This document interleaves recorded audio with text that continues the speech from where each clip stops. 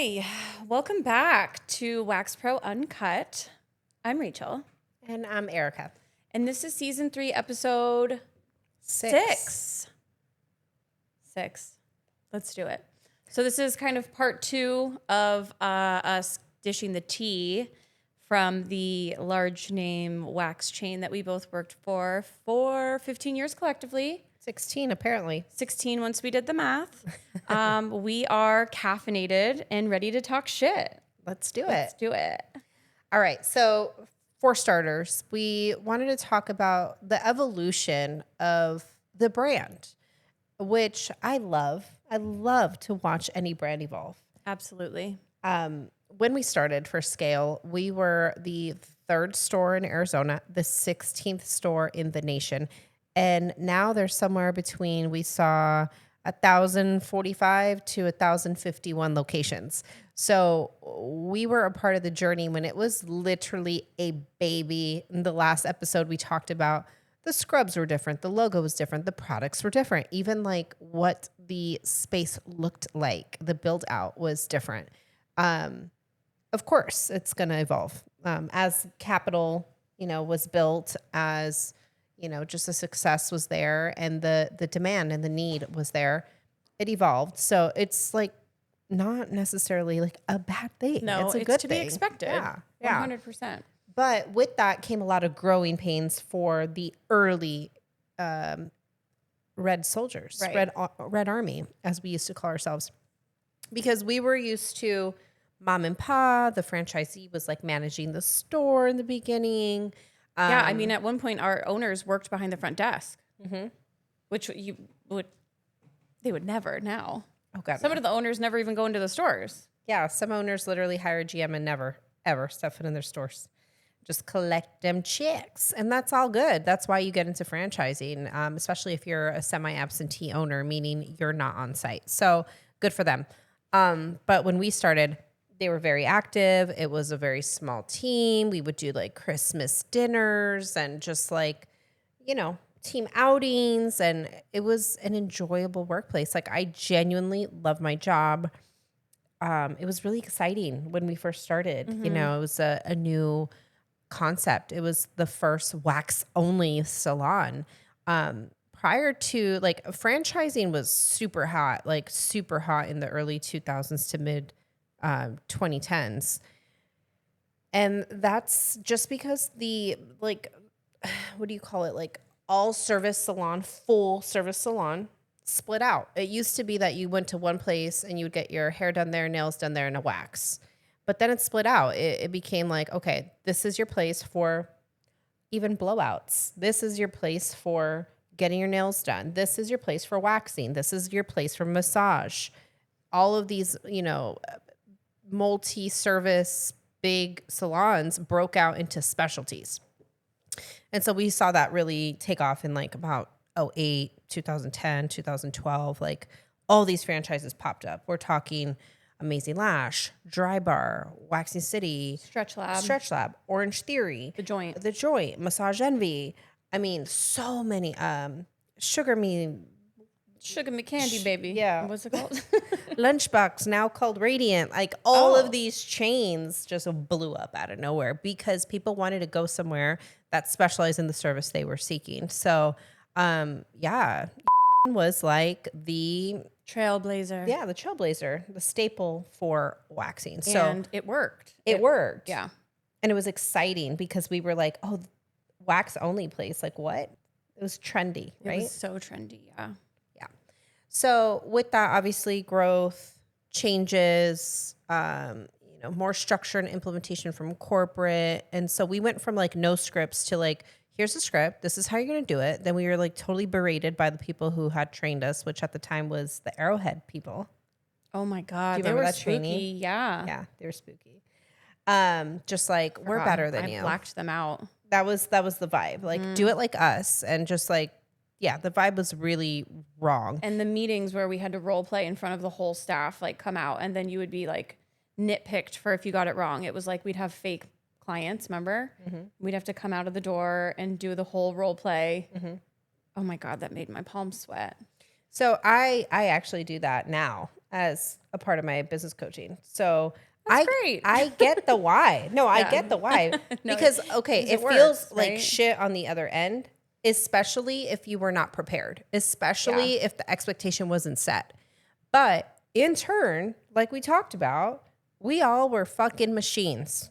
We greeted clients the same way. We did everything in the room, the 4-step process, all the things to a T because of that structure. So Well, and repetition makes perfect. That's right. So it does make sense. That's right. One thing I do always say in my personal coaching practice, and which honestly you could take away for your own business, is if you are not practicing like role playing with peers or a friend, your husband, whatever, that means you're practicing with your clients. So anything you want to go really well with your clients should already be rehearsed, top to bottom, planned out.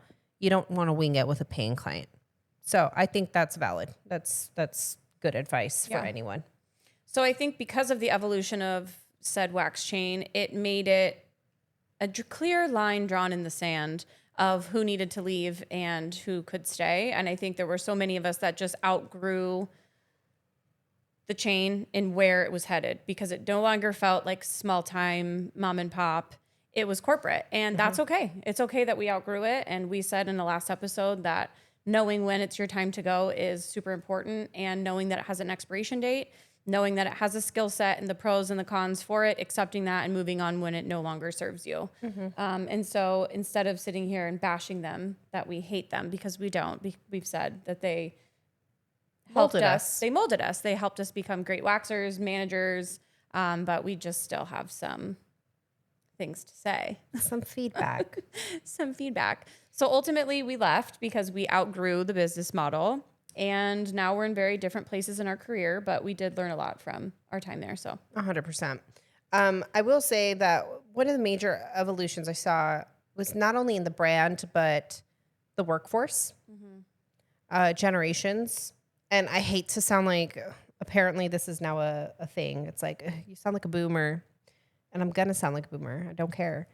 But genuinely, and I kind of hit on it in the last episode too, but it was completely different. The hustle was completely different. In '08 to now, baby, I promise you, nobody's working the way we were. We were killing it. And I just can't imagine if not much has changed in terms of expectation and volume and things like that. Oh man, the like, turnover could you must be imagine so high now. if you were still there? Yeah.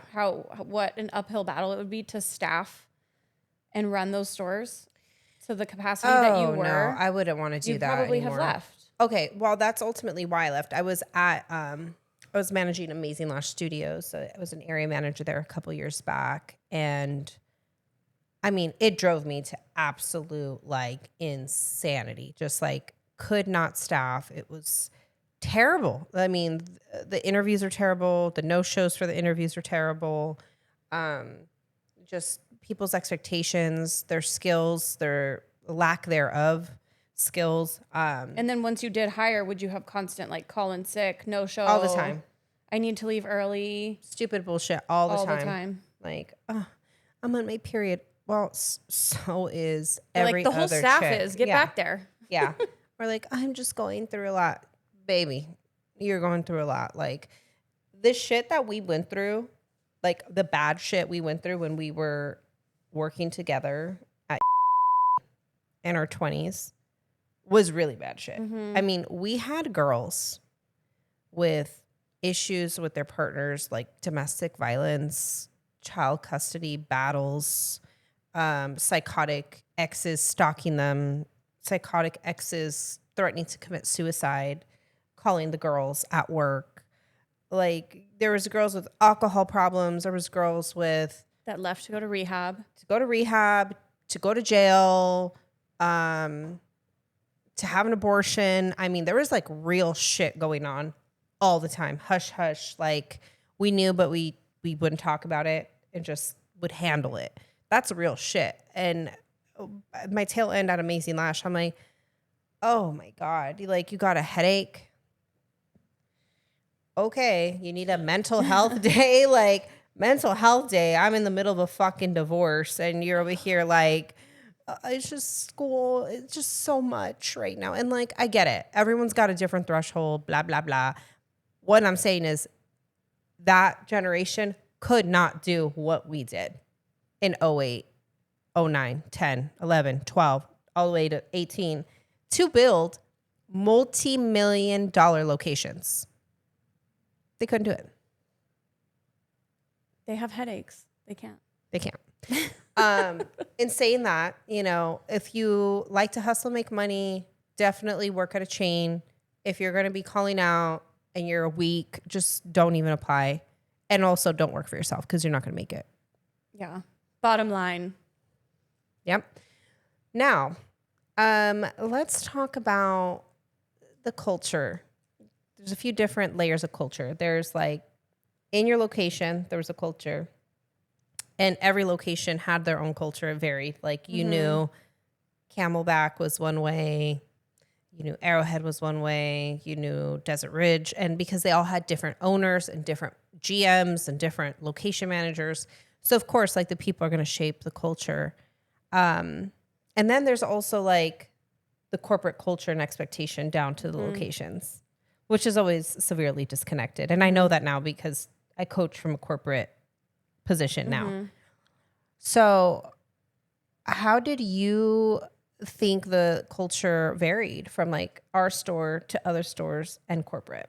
I think our store was unique in that we were all super close friends. I think there were other locations that it was more mean girl mentality and super catty. Obviously, the different parts of the greater Phoenix area, you know, you've got Scottsdale, Arcadia versus Central Phoenix. And then you staff and the clientele are people, products of that environment. So our clientele was kind of all walks of life. We saw people that were in entry-level jobs all the way up to own their own law firms and businesses and super, you know, high earners.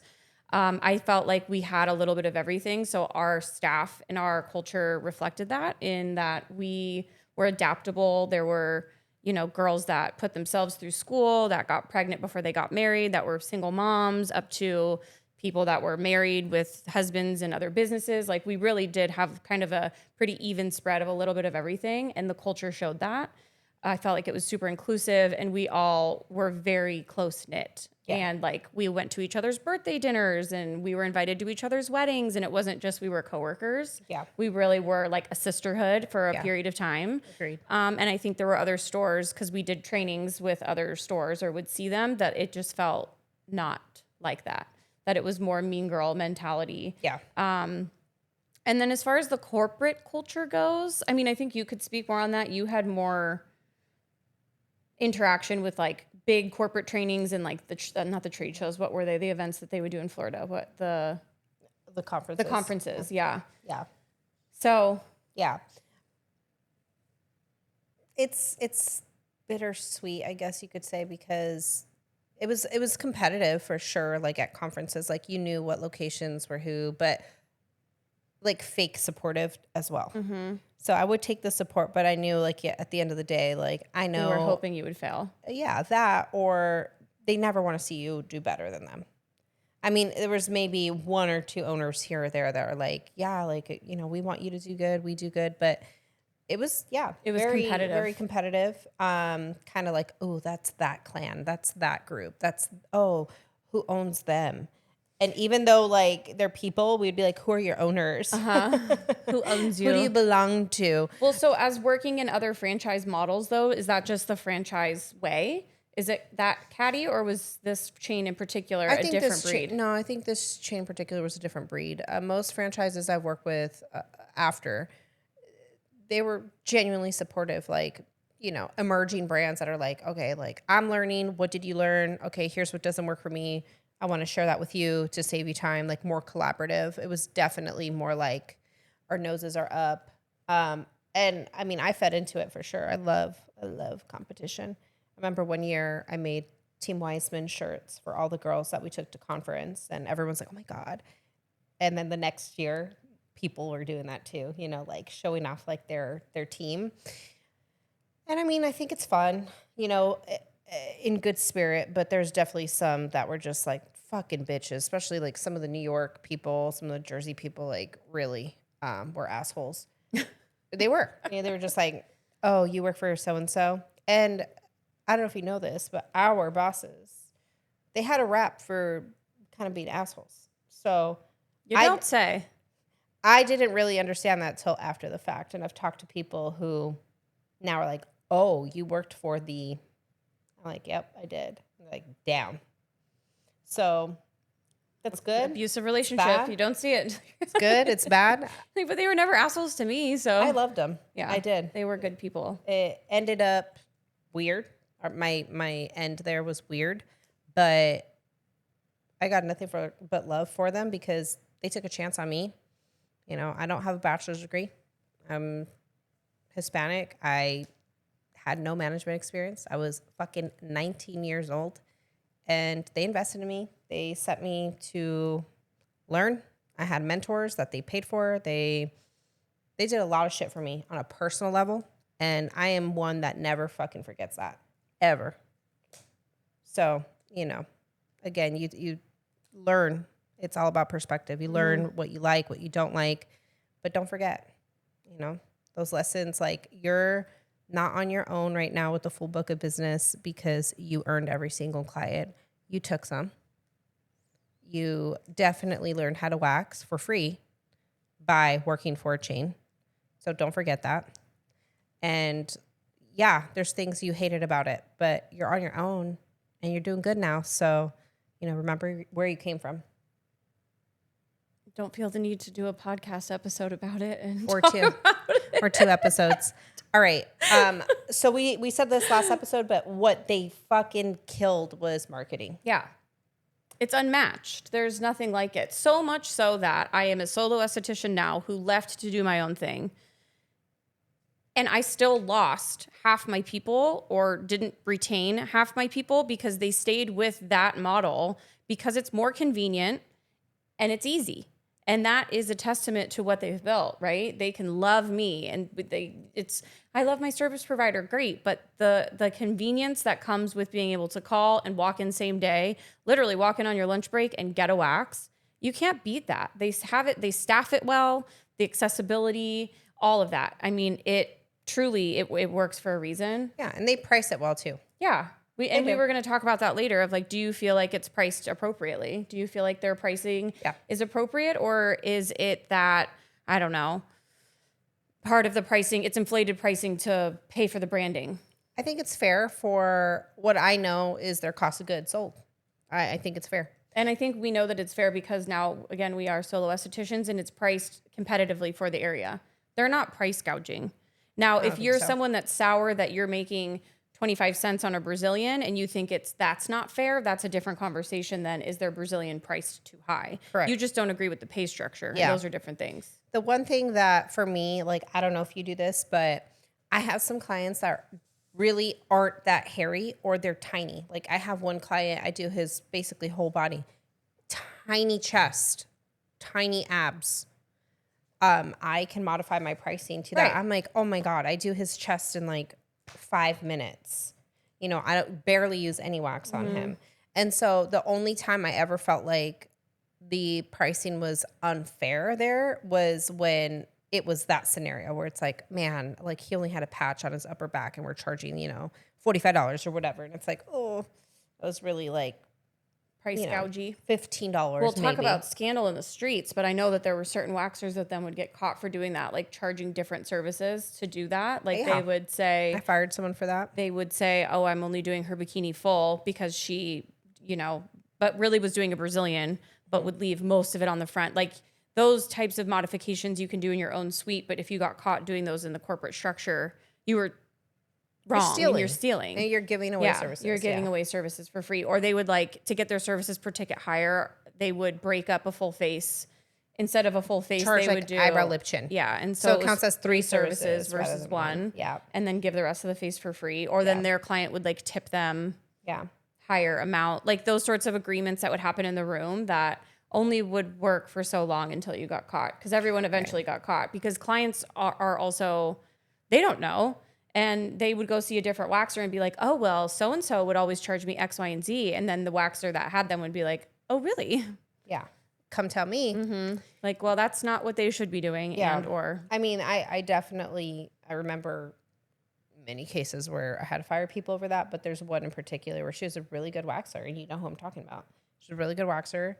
Bread level. I brought her on from another location that she was definitely bullied at and stuff, and we took her in, but I found out about it, had to let her go. you sound But like a shelter for dogs. I took in a lot of the. Come on, girl.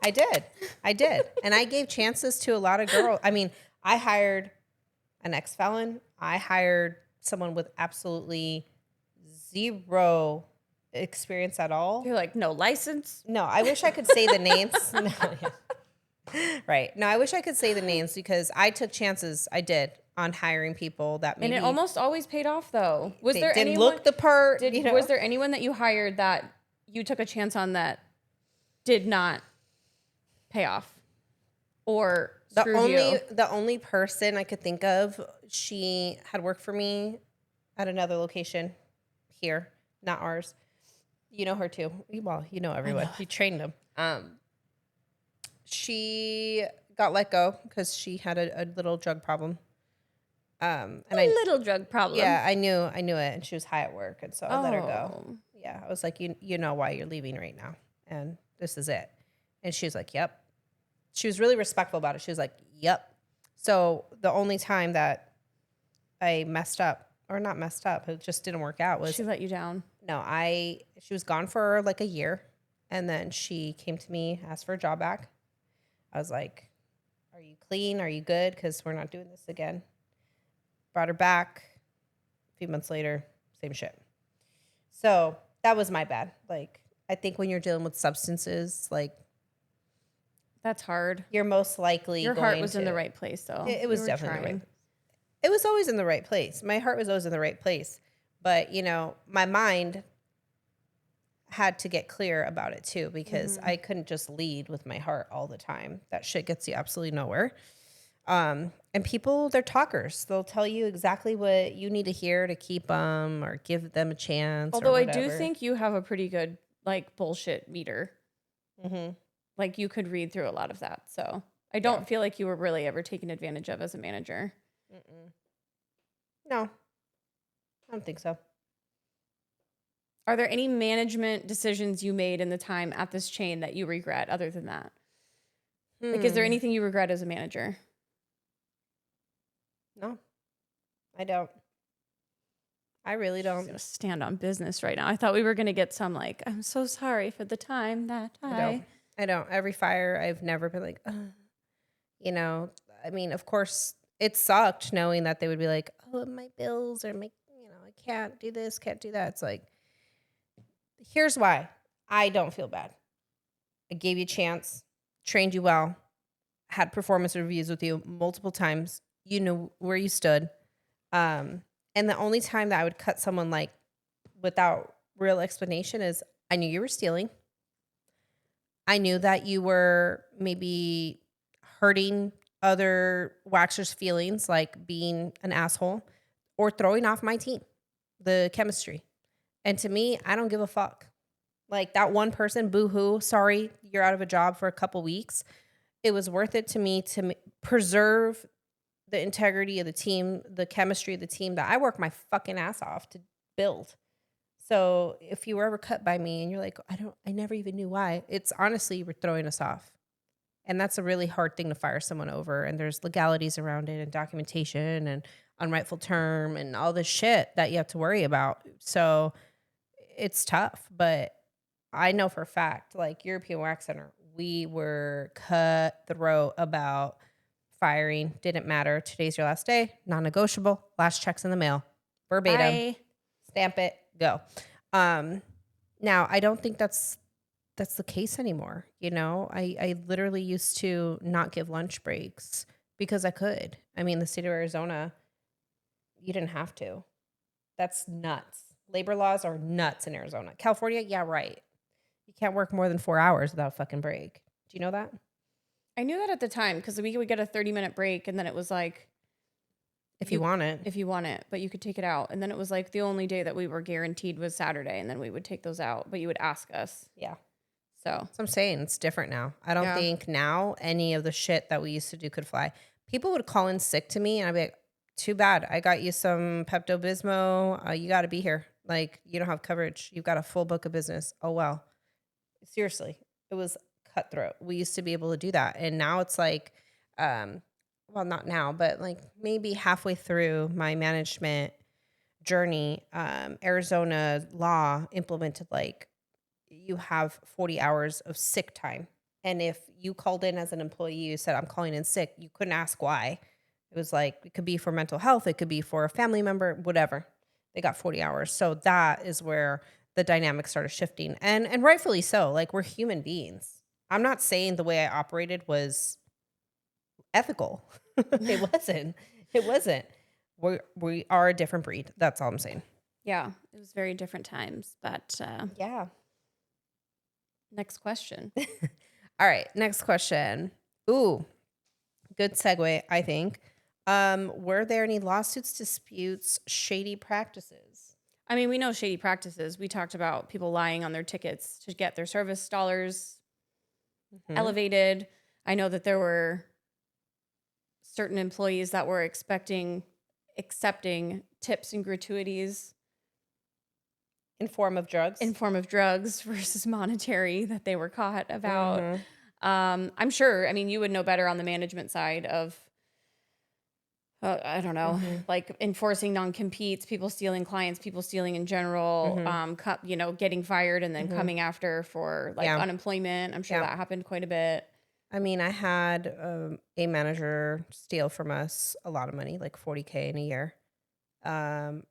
I had just from the bank drops, and they were in a different state, so couldn't verify some stuff.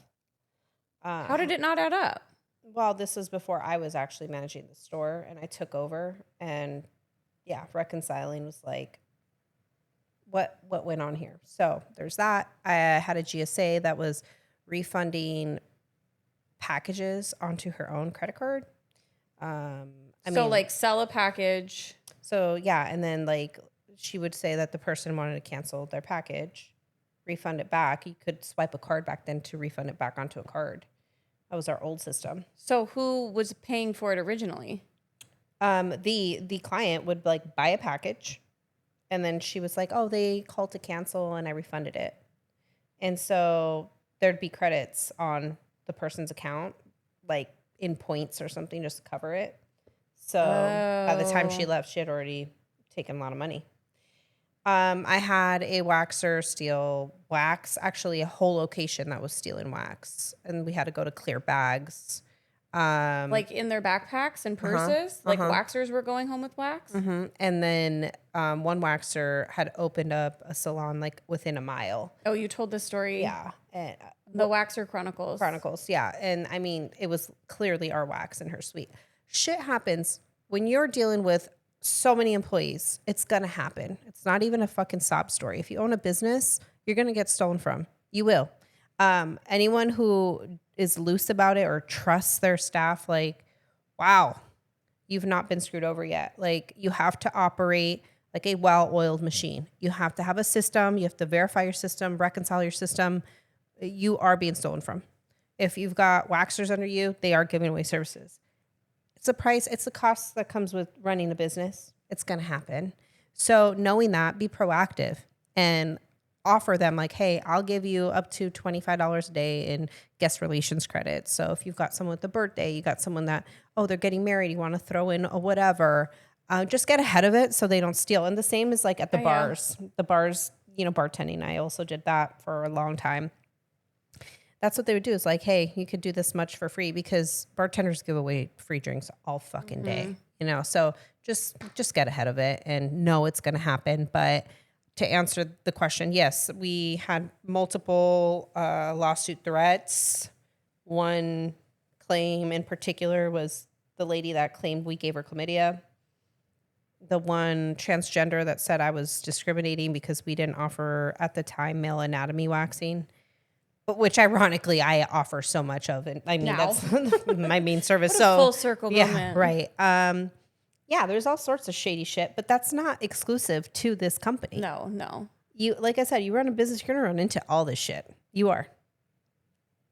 Yeah, what I thought was interesting about our location in particular was we had quite the reputation. We were one of the highest performing in the state, in the nation. Our team had been together a long time. Our owners were seasoned and well respected. And so I think there was a lot of overflow of the hard clients that we would get. It was like if they couldn't be serviced at X, Y, and Z, they were like, send them to Camelback. Camelback can take care of it. And then in turn, I would get a lot of these hard people, but we were the chance to turn it around. Yeah. And so we saw a lot of crazy shit, a lot of the crazy people, the unruly people, the absurd requests, the, I don't know, really hard to please. And we had a high volume of that for that reason of our reputation, which was kind of a lot. But God, that made us so much better at customer service, at building a book of business, because like if you could deal with some of these psychotic bitches that we did deal with, and I'm grateful for, they paid our bills. Like I'm not mad about it. They're just facts fucking crazy. yeah. Like, God, I want to say all the names. We'll talk about them later, but I personally dealt with their confirmations myself. Personally booked their appointments via email. Like they had my number direct because I didn't want them dealing with the front desk. I didn't want them subjected to their craziness. I'm like, I'll just handle it. And I honestly love those opportunities to sit down and be like, all right, Rachel, here's all the notes. This is what happened at this location, this location, this location. They're coming in. We're going to make sure we turn the shit around. And it was honestly a fun game for me. Like, can we do it? And we did. Yes, we can. Si se Bob the puede. Builder. I have kids. Sorry. I went the si se puede route. Yeah, I'm with you though on that too. Okay, couple last questions. Okay, we hired a lot of waxers. What was like one common characteristic you think that they all had? Like our team that I talked about, we've been together 6 years, that team. What's one common characteristic we shared? Likability and outgoingness, ability to talk to people. Every single person was like customer service savvy. They could make conversation with a brick wall. Like personality was big. Yeah. Even if their skill set wasn't, their personality was 10 out of 10. Yeah. Would you agree? 100%. When I was interviewing, that's all I would look for. I'm like, I don't even care if you've ever picked up a wax stick, scissors, it doesn't matter. I would just have a conversation with them. And I would always start my interview saying, look, this is a conversation. Be yourself. Do you need water? Do you want a coffee? Sit down, put your purse down, relax. Like, I don't need you to sell me who you are. I'm not going to sell you what the job is. Like, do we like each other enough to work together for a long time? Clients like you because clients, I think, have a pretty high threshold for tolerance in terms of service because they just don't know what they don't know. And so they could be a C+ waxer, but if you kill them with kindness and they like you, it goes so far. Totally. There was waxers that I'm like, I know they're really not that great. But they had a great following because they're so kind and nice. Yes. But ultimately, like what I'm saying in the interview process is like, do you like me? Because I'm going to be on your ass every day. If you don't like me right now, you're certainly not going to like me down the road. So that was just my goal is like, do you like me? Yes or no? Do I like you? Yes or no? Forget the skill because we could teach you anything. Like if you've got the right mentality and the right personality, you're going to learn. Yeah.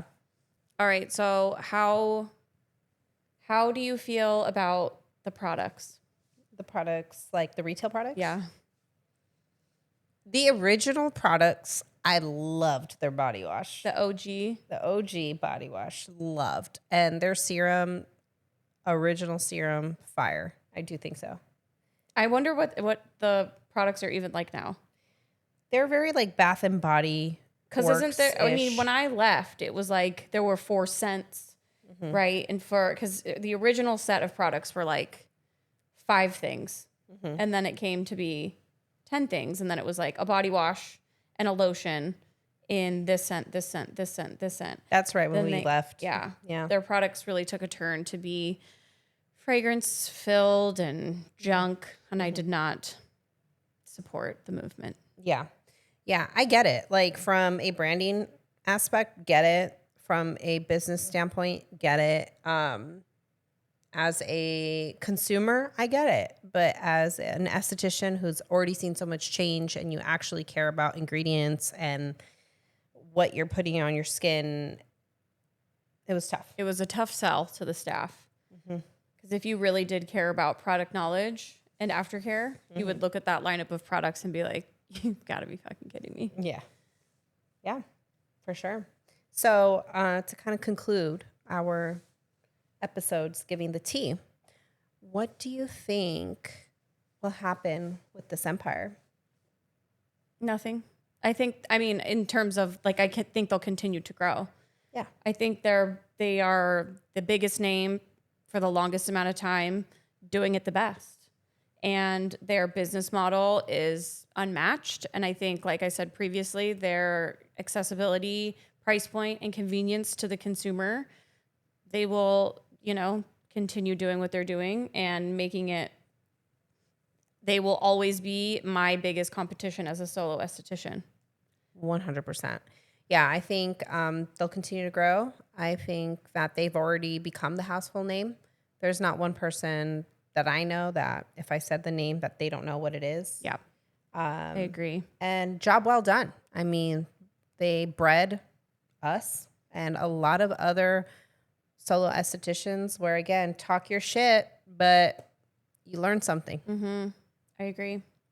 Well, that concludes season 3, episode 6. Sace. Thanks for We'll tuning in. see you soon.